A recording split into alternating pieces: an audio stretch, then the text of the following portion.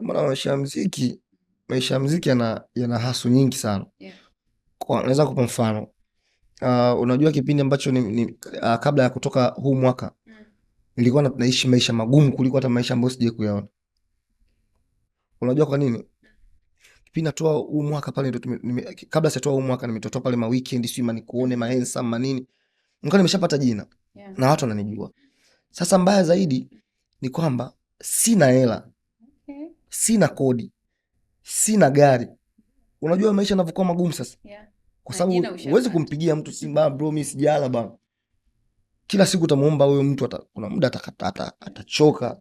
Kwa nikawa naona aibu nikawa naishi maisha magumu yani hadi kodi kawa inanishinda nikahama nilipokuwa nakaa nikatafuta chimbo moja hivi kuna kama yani mapolini tu magoba huko ndani chumba kimoja kina hata fence nikawa nalipa shilingi 30,000 kwa mwezi. Imagine niliishi maisha hayo, Mungu akaja akaniletea huu mwaka hii hapa kama ilivyo. Na huu mwaka imetoka tu baada ya wiki 2 nimenunua gari. Kwa ilikuwa ni kama bana wewe kijana wewe utakuja kufa sasa. Yaani kwa sababu bwana naishi maisha magumu yani. Sasa imagine nilikuwa nakaa kwenye chumba kimoja na hata sitoki ndani.